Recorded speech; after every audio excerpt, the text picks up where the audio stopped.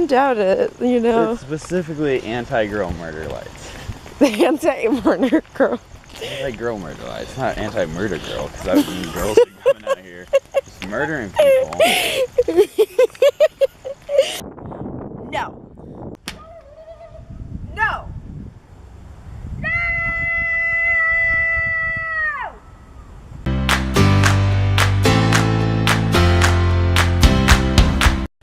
Hey, Bookaboos, have you ever seen a story that was bland and unoriginal and thought, you know, I could totally improve this story if I just added a little bit of incest in it? No? No? Well, me neither. We've got to talk about something, you guys. We've got to talk about a simple favor, and we've got to talk about it now because I was looking up on the booktube and there's not a lot of people who have been reviewing this. And you know why? Because I have not even heard about this until I saw the movie trailer. Like, I saw nobody talking about this. Where was the publicity? Where was the publicity?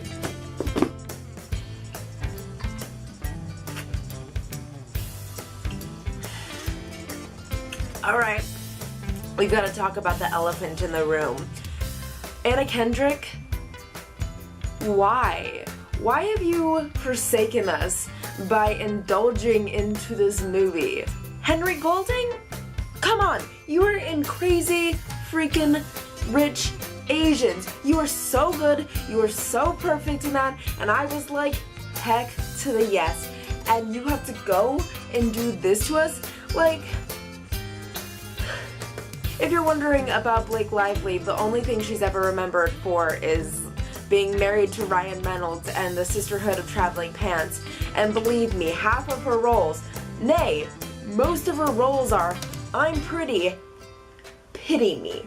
We're gonna split this review in half. Obviously, part of it is going to be spoilery if you ever make it to that end. But the first part is gonna be talking about why you should not read this book. I'm not saying you can't go to the movie. What I'm saying is you shouldn't waste your time buying it, reading it, suffering like I did.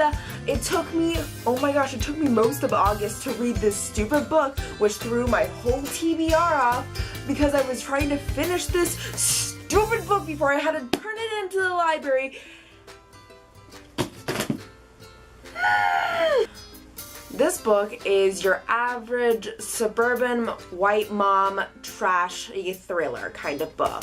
It's like The Gone Girl. It's like, you know the kind of white suburban mom trash thrillers that come out. They're all the rage. Everybody wants to read them. Everybody wants them, I guess. There's a need for them. Everybody loves a wife who can be a part of a mystery. That's what we're trying to say.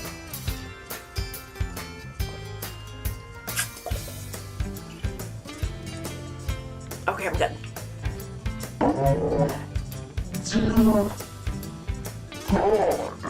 This book was published in 2017. 2017, and we still haven't come to the point where we thought, you know, incest is not a great plot line. Incest is gross. And I think there's nothing worse than going into a book thinking like, this is just gonna be some trashy thriller, I'm going to read it, I'm probably not gonna think so highly of it, it's probably not gonna shock me in any way, but it's just gonna feel that little urge that I need to like bring the abnormality into my normality, you know, kind of thing. That's what thrillers do.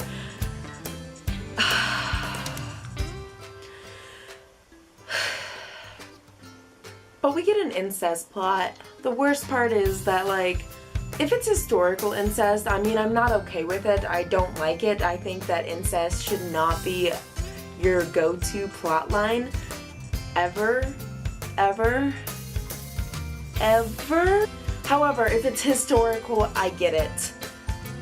But to put it in this day and age and just be like, oh, because it's taboo and everyone has their secrets and hers is that she likes to sleep with her half-brother.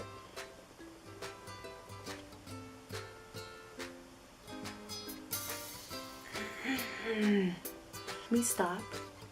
Can we put this to an end? Can we say no? Can someone just finally out there be the voice of reason and just look at the author and be like, I could take out this incest plotline of your story and it would be a million times better. A million times better. Yet, here we are having to endure this. And it got picked up for a motion picture movie. This is some Lifetime crap here. I'm one of those people who, when I'm reading a book or watching a movie or doing a TV show, I can kind of tell when an incest plot or something incestuous is gonna happen. Maybe it's because I have a lot of siblings and I kind of know when things are crossing the line between sibling and not sibling because I have so many siblings. I understand a sibling relationship. And so when I see it coming, I just sit there and my heart starts crying. I'm sitting there like this.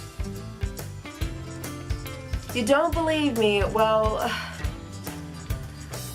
I'm not gonna give any spoilers here because we don't want that, but honestly I don't think you should read this. But I'm gonna read you one of the parts about where she's talking about her brother.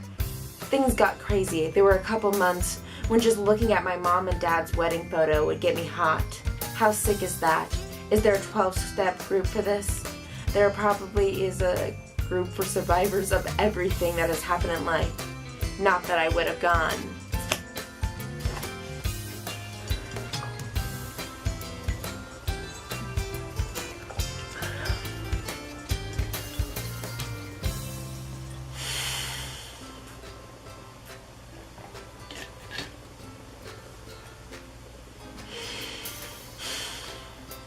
Guys, I get it. It is fiction. In fiction, anything can happen. But sometimes things just shouldn't be written. There are moments in your life where you are sitting there reading a damn book and thinking, someone actually had to write this. Someone had to type this. Someone had to proofread this. It had to be sent back to them. They had to read it again. Someone else read that. Someone looked over it. Many people looked over it. And they were all like, yeah. Golden. And I just want to say, I was looking at Goodreads. And this book does not score very high. It is at like a 3, which is not very good for Goodreads because most things that are getting like motion pictures, they're getting like 4s and up because a mass majority of people like the book or have actually heard about the book. I don't know. I think the biggest problem with this whole incest mess, other than the fact that it is completely and utterly repulsing, there's no purpose in it. If we were exploring why it is so wrong to be incestuous, if we were talking about what comes out of it, what's going on, then maybe I'd be like, okay, this is gross, this is bad, but at least it's trying to be informative. No, this is just utter trash. Utter and complete trash. This, I'm gonna give like a half spoiler right here, so just wait until my hand is down and then you don't have to be spoiled. Okay, so the mild spoiler is the fact that she thinks that her son Miles is actually the product of her incestuous relationship with her half-brother, although it doesn't make any sense because he doesn't show any of the common signs of like being a child of incest, which we're not going to go into or anything. But just thinking about that, the only time ever it's kind of used against her is at one point Emily's all like, hey, you know, do this or I'm going to play this recording to this person. And honestly, it was just so low stakes that I feel like she should have had just a different secret. If you needed to have a secret that could be wielded over Stephanie, I don't know, maybe give her one that, first of all, isn't just like incest. Don't give your character incest just for that reason alone, for it to be scandalous. If you're using incest just because it's scandalous, then don't use it. There's so many other things you could use. Just don't use it.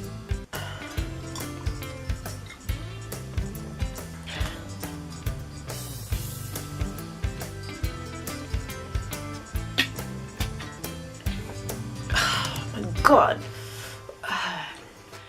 I want to say that I'm sorry for all the people out there, and I'm sure there are people out there that think incest is a-okay somewhere. I'm not one of them. I will never be one of them, and that is something I'll never agree on. On a little side note, once someone was asking me to critique their work because we were being like writing buddies and all that glorious shit, and their main plot line was super incestuous, and I was like, no, I can't do this. And they were trying to explain to me why it works and all that, and goes, here's the thing, I don't care if you have met your brother after 20 years of not knowing you had a brother. I don't care if it's your half brother. I don't care if it is your adopted brother or if it's your stepbrother. Gross. I have adopted siblings, and let me just tell you, I would never consider sleeping with them just because I'm not biologically related to them. If you're not convinced of this unnecessary incest plot,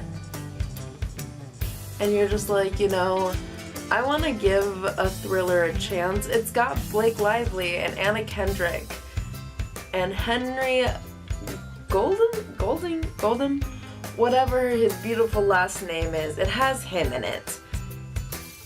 It's gonna be an interesting ride. I'm gonna stop you there. It's not gonna be an interesting ride, because the story is so boring that I feel like she had to add in incest so that there would be something mildly intriguing about this story. The twist? Not really a twist. You could see it from a mile running. You're expecting this super cunning, like, ooh, what happened to Emily? Like, where'd she go missing? And then we finally get to Emily's perspective, which is about like halfway through the book. And you're like, yes, finally, I don't have to listen to Stephanie, who, by the way, BT dub, just super annoying. She's that kind of mom that tells you why what you're doing is wrong. She'd probably be the mom that's like, well, I breastfed my baby until like he was 2 because that's what's best. Breast is best, you guys. She's the kind of mom that would look at you and be like, oh, so you're doing that with your kid. I would never in a million years do that with my kid. But if you want to, okay. And I guess the author tries to contradict that with like, oh, she's always lying all the time. She's always on spot. Like, it didn't make her any more interesting. It just was more annoying because like, she's so anxious, but not in like a relatable way. It's not really in depth. It's very surface level, like, oh no, what am I gonna do about my son? As you can tell, I'm obviously not a parent, so. But back to the thing is, like, when we get to Emily's point of view, I'm like, heck yeah, so good, absolute perfection. However, the problem is, it's still super boring. She's supposed to be this, like, cool, risky woman who does everything that she wants and does that. And then, like, I'm not saying you can't be a loving mom and do risky things. I feel like her character who she's supposed to be and who she's supposed to be interpreted as to be very much contradicts with her actions. I feel like in a way she's supposed to be this super pretender and be able to fake it out and do all these horrible things. But in the end, I just felt like her character was super lackluster.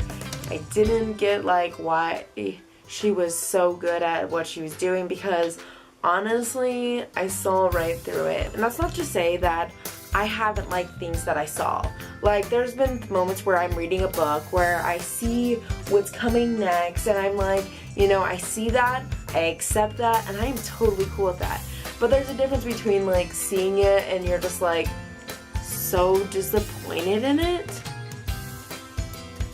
So disappointed in it that you just look at it and you're just like, you could have been better.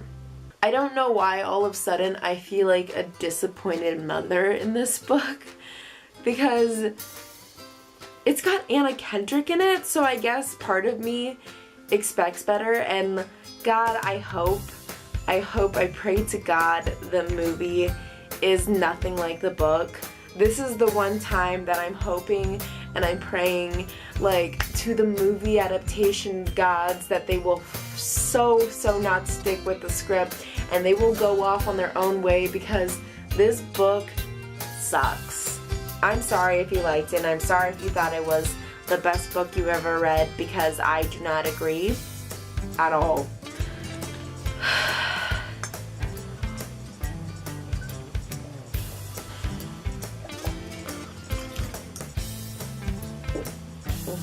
I think there's still a little bit left.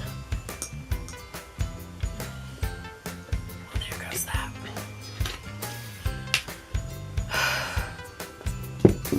This is gonna be the only real spoilery part. I'm gonna talk about the ending because there's not really much to talk about in terms of spoilers throughout the rest of the book. So if you stayed this long and you listened to this rant, my overall thoughts are on this book: it sucks. This book sucks. You shouldn't read it. I didn't like it.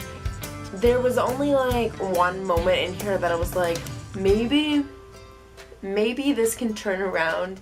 Maybe I won't feel like I've wasted my life on this. And then it just proceeds to disappoint you. If you like trashy, suburban, white mom thrillers, there are better ones than this. And even if Anna Kendrick is in the movie, and if you're a Blake Lively fan, I'm sorry. Just go see the movie. Just go see the movie. Complain about the movie. Don't waste your time, because like with a movie you're only gonna be wasting 2 hours.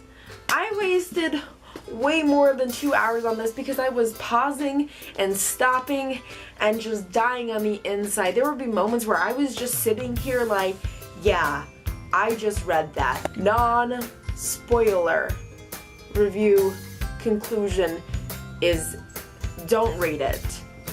Don't do it. Don't do it for your sake. For your sanity's sake. Just for your TBR's sake.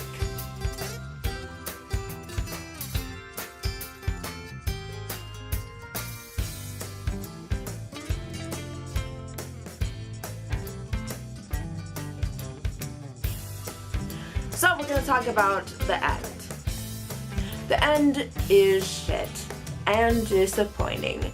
It just ends with like, why is it in every thriller, every cop is absolutely dumb? Like, nobody can do anything. And so basically the end of the thing is where they're asking her about her disappearance and all these things, and they have some follow-up questions, and basically she leads them back to Stephanie saying, oh yeah, did you know that they were blah blah blah, and so she leads it back to them, and then like her husband too, and then she's like, oh, I'm gonna leave the country with my son because it's time to run, and we'll visit my husband and torture him for a little bit, and then we'll just do whatever.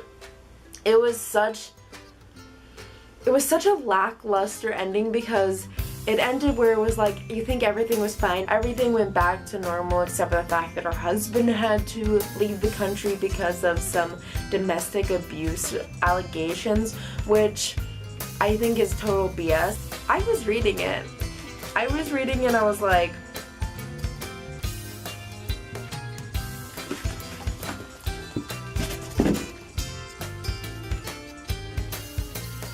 no.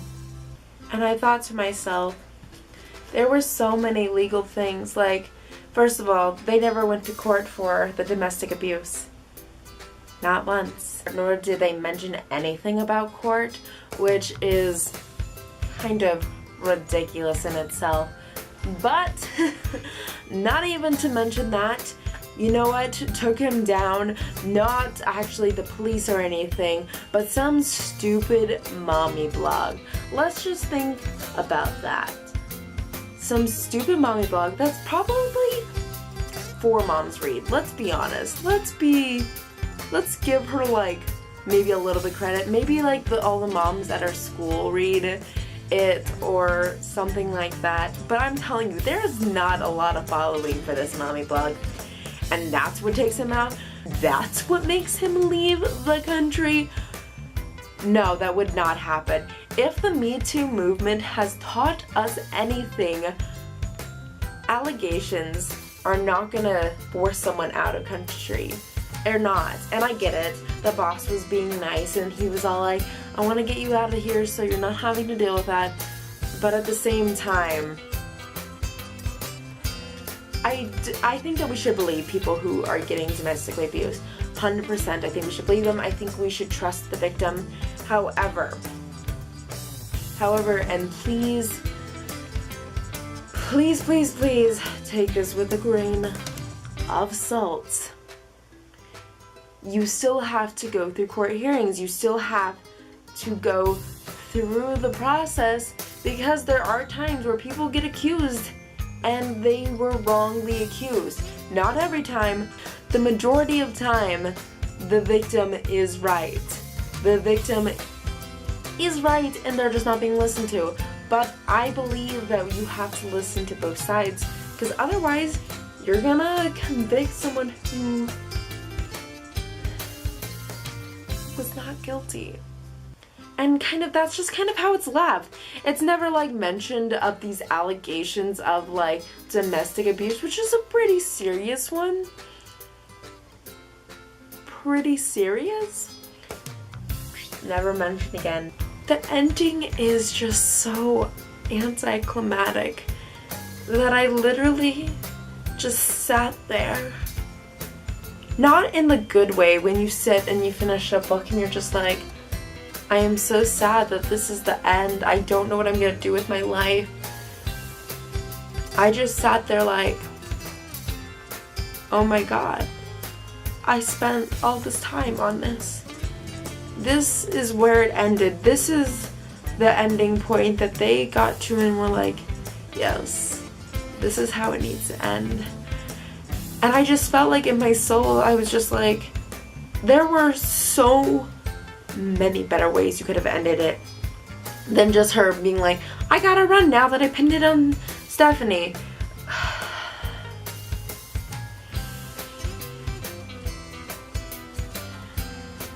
I'm pretty mean. No wonder Blake Lively chose this book to be the character of it because, like, I'm pretty me. I feel like a little bit of my soul has been taken away from reading this book. I feel like a little part of me just died and it will never come back to life. I feel like one day I'm just gonna wake up and I'm gonna realize that I read this whole book and just think, wow, you wasted this whole time. I can spend all day watching Netflix. I could watch Netflix from 9 o'clock in the morning till 2 in the morning and I still would feel like I spent my time better than reading this trash. There's no way to really end this other than just realizing my existential dread is here, and it's not going away. I'm gonna be stuck forever with this story in my head. I hope, like in every fantastic like drama, I just get in some kind of car crash, or I get into some kind of accident where I get amnesia and I wake up and I am so blissfully unaware of this book that I never have to think about it until someone shows me this video. Then I'm like, oh no, triggering thoughts. And that's exactly how you'll find me in a hospital, crying in the middle of it, broken down like the broken woman I am. So if you like this, whatever this is, go ahead and click that subscribe button, and don't forget to hit that bell, because if you don't, then you won't get to get my notifications for when I update, which is at least once a week. If I am feeling extra perky, I might put up 2. That's all I've got booked, and I will see you in the next video. Wow.